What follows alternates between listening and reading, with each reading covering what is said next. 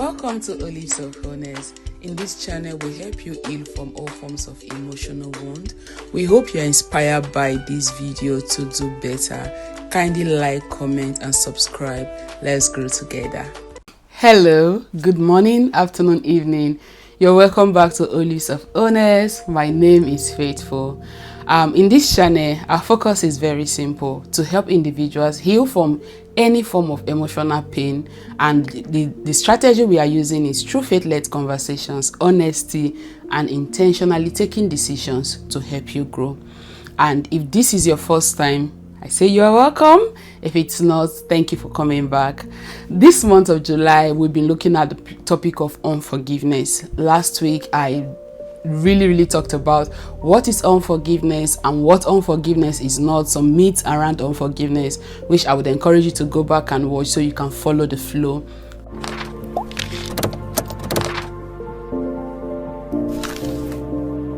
Today we'll be looking at the effects of unforgiveness, and I think my first question to anyone watching this video right now is, what is that pain causing you?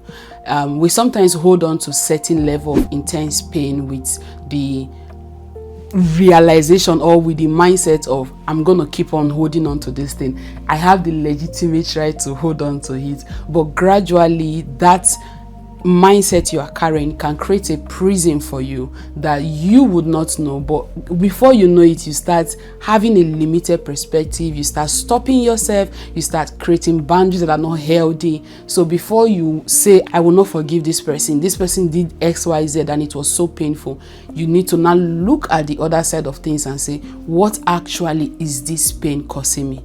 The second angle we'll then look at is the emotional cost of unforgiveness.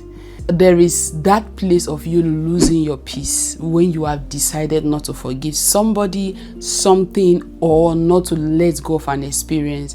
You may sometimes even experience hyperventilation, where you just see yourself breathing so fast, and in the medical world we call it anxiety. But sincerely, before that experience of intense anxiety comes to any person, ask yourself, what did you think about? What crossed your mind? For some of us, an experience crossed your mind, a past exposure crossed your mind, an effect you have with someone or a conversation you have with someone that was very painful, that was unpleasant, crossed your mind, and you see yourself beating very fast.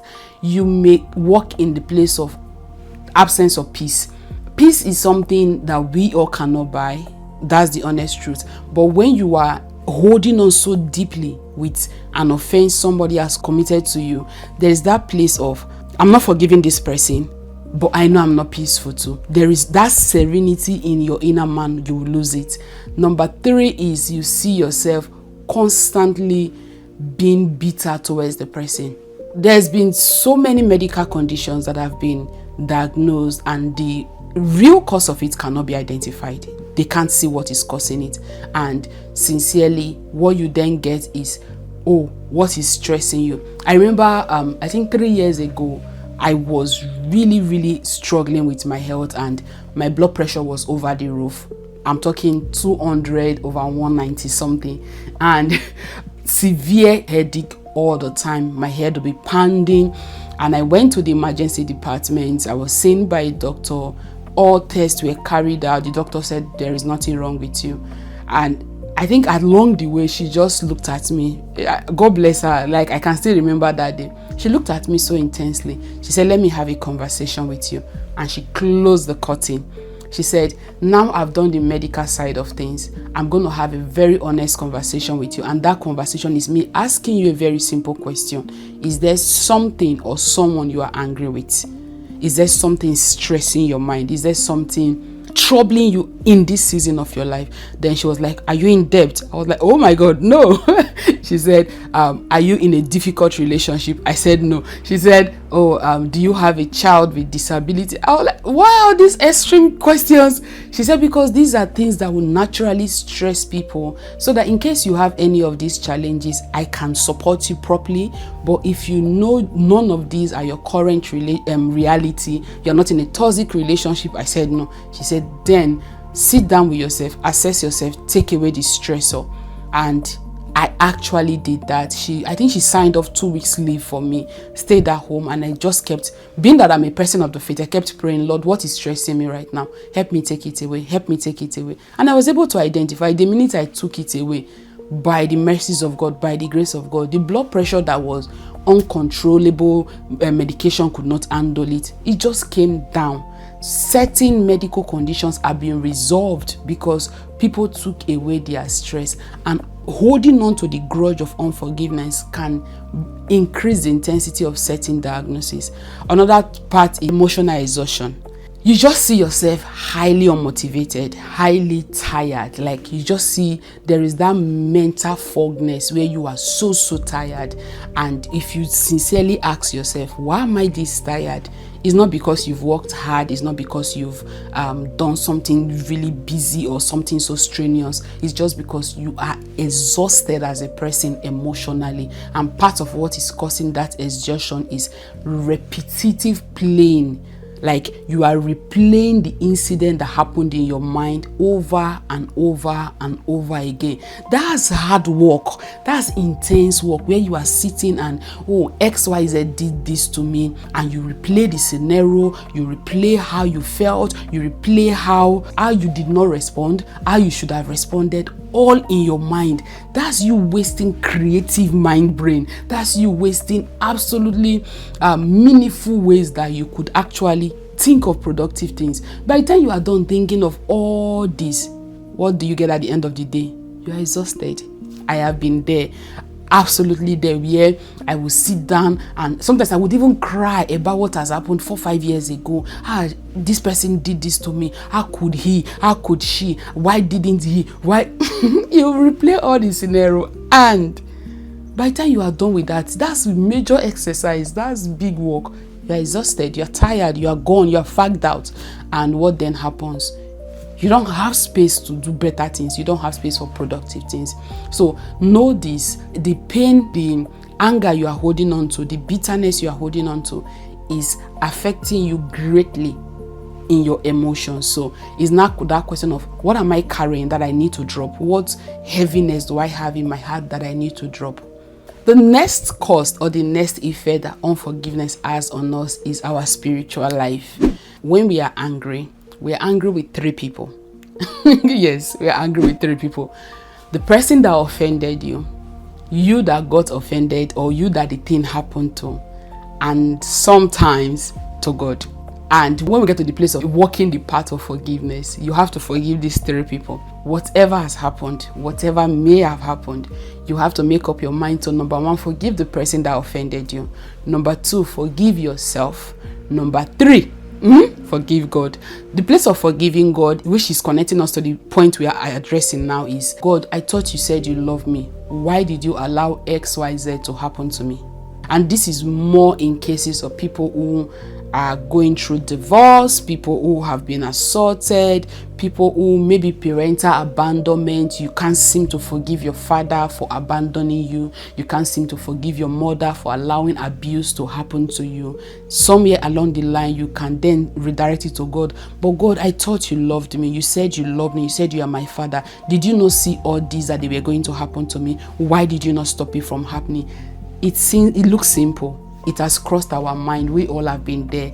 But you can stay in that state of mind and for months, sometimes for years, not genuinely connect with God. You may not even genuinely accept the love of God. You may genuinely feel, if God loved me, why did this happen? That means God does not love me. So that blocks your relationship with God. It blocks your flow. It blocks your ability to come before the presence of God just as you are. The other angle is you, or let me say, we would struggle with accepting the grace of God. Sometimes some things happen and we walk in that place of guilt tripping, where you are constantly blame casting yourself. Oh, you should have known better. XYZ happened, this happened, it's your fault, this, that. You are always in that state of blaming yourself. And what happens when you are in that state of blaming yourself is, number 1, even when God is showing you mercy, even when God is showing you a better way, because you've not genuinely forgiven, you will not receive it. I'll give an example. Growing up, I didn't have a very smooth parental setting, and then somewhere along the line, God brought a family my way. Genuinely, I struggled for like 4 years to receive the love they are bringing. It took me like 4 years, an amazing family that transformed my life so greatly. But it took roughly 4 years for me to relax and allow that love to come in. And I know, I have talked to, I have walked the journey with people. So many people are having that struggle where, oh, this person is coming into my space. Am I ready to receive you? Am I ready to welcome you? But that's the grace of God speaking, giving you a replication of whatever it is that you have lost. But if your heart is not open because you've not let go of, you've not forgiven, you will not receive that grace God is bringing your way. You may have failed in a business, and by the grace of God, something else is coming. If you have not forgiven every tiny details or release the pain of what happened before from your heart, you may not accept what is now coming. All right?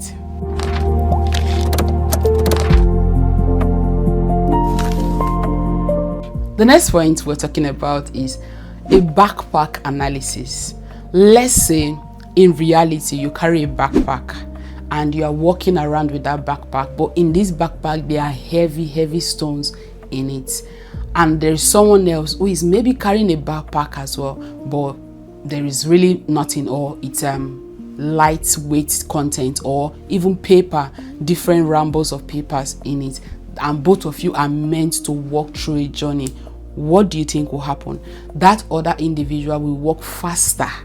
Like both of you need to climb a mountain or climb a hilltop.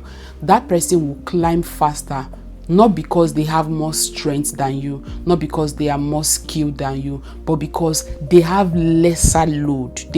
What they are carrying in them is not heavy, so they can easily move their body. But you with a heavy backpack, what are you doing? You are struggling to carry yourself. You are also struggling to carry the weight of the stone in the backpack. Use this analogy to compare it to your heart. The individual who is walking with, I am not angry at this person. This person did me bad, they did me dirty, but I have forgiven, I've let go. That person and you who is holding on to the pain of what happened, the intensity of how it happened, the depth of how it happened, you are replaying the scenario. You would move slower, because the betrayal you are holding on to, the disappointment, the abandonment, the rejection, all the different pain you have felt over the years, either from one person or from different people, that person has moved on. Whoever has done that thing to you, as sad as this reality is, the person has moved on. You got assaulted. The person that assaulted you, be it your father, your neighbor, your uncle, your auntie, because your ladies are assaulting young boys, that person has moved on.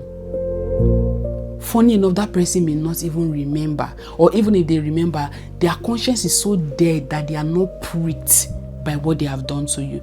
You are the one walking around with the heaviness of the load. So think of the areas of life where that heaviness is stagnating you, where you want to move forward, you want to make decisions, you want to be free, you want to just easily connect with people, but it's not happening.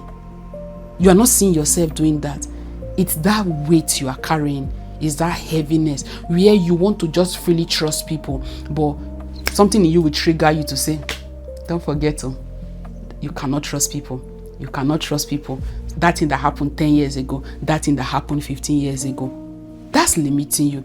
You want to genuinely just open-heartedly love somebody, like just give them all the love you carry, but something in you will just come and say, don't forget how you loved this person, and what did they do? Did they not abandon you? Did they not betray you? That weight is too heavy to carry. So when you look at this as a consequence, you would trust God, which we would get to in the next couple of videos. You trust God for the grace to drop that weight because you don't need it. Okay? Taking us further, I need you to understand that God is giving every one of us an invitation. It is not a thing of me coming to downplay what you've experienced, but it's that invitation to know that there is now that place of you letting go of that rage, that heaviness, that resentment. We need to get to that point where we genuinely let it go. And what are we replacing it with? With the love of God, the peace of God, the joy of God, the the overwhelming presence of God. There's a Bible verse I've come to love so much. It's the book of Galatians 5, from like 18 to 23, and from 18 to 19 thereabout talked about what we experience when we are walking in the flesh, and from 21 to 23 talks about what we would experience when we are walking in the spirit. So when you compare both, you realize that I choose to walk in the spirit because there is that love, joy, peace, patience, long suffering, endurance. Long suffering is not like you're suffering for a long time, like you're more enduring.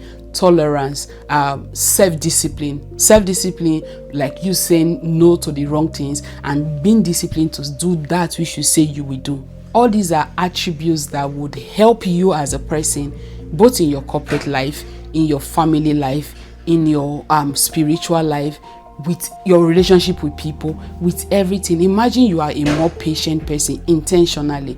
Combining all of this, my dear, there is no way, absolutely no way that you would not be a better version of you. So when you look at the weight you are carrying or that is currently holding you down and exchanging that weight with these factors I have listed, the difference is always clear. So please, the invitation of God today, let's accept it. So now, with all I have explained, you then realize that it's time to make a choice.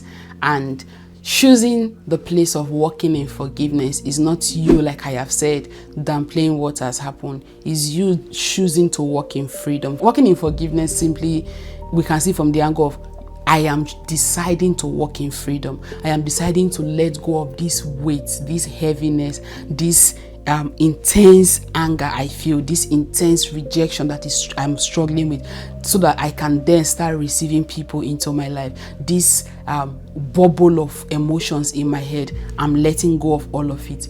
All these, I tell you the truth, will take God's help, but it's possible. And to close this video, I think my challenge for you whenever you see this video is, who is that person that you need to forgive? Sit down with yourself, analyze it. Who in your life right now do you genuinely need to forgive? Write down the name of the person. Or what experience do you need to forgive yourself for? Write it down. What situation happened that you know I need to let go of this so that I can move into my next chapter? Write it down. And by the time you write them down, sit down with it and express how you feel. We'll talk really deep on this when we talk about how to let go of bitterness, anger, resentment. But ask God for the grace to forgive that person. Ask God for the grace to forgive that situation. Ask God for the grace to forgive yourself. If you are the one, because you may have forgiven the person, but you have not forgiven yourself. That, why did I put myself in that situation? Why did I keep quiet? Why did I not say no? That's why is you are flogging yourself repeatedly. Forgive yourself. Forgive yourself. And the best way or the best mindset to carry is, what did I learn from this experience? The minute you ask, what have I learned from this experience? It gives a shifted perspective. It moves your focus from the bad that happened to the, okay, what can come out from it? I remembered I did a business as a younger me. I think I was like 22. Oh my God, it failed woefully. It failed with its fullest capacity. But at first, I didn't want to get myself involved in anything business again. But when I started healing from that trauma, because this is not even about bad things happening. It can be a decision you made that did not go well. When I decided to heal around it, I sat myself down to say, okay, this business was not a bad idea. Let's settle that. Number 2, what did not go well? Let's settle that. Number 3, what could I have done differently? And the minute I started having this conversation with myself, I tell you the truth, my fear, my intense resistance to go into business or to have anything to do with business just died down. Absolutely died down. So you can apply this same thing to any area where you know I still have a bit of heaviness around this area, towards this person, towards this situation. Do you get it? So now that we are done with this video, please feel free to comment in the comment section. What has your experience been? Have you walked the journey of unforgiveness? How did you handle it? All that I have shared can be my own journey, but there is still another way, another strategy, another tool that can help someone out there. Please share it in the comments and let's help each other heal, grow together, and build a healthier society. That's all I have for you today. I'll see you in the next video where we will continue on this series. Please do it to like, comment, subscribe, and bye for now. We hope you are blessed by the video you've just watched. Please do well to like, comment, subscribe, and share with your loved ones. And turn on your notification bell so you are alerted when we put up our next video. Bye.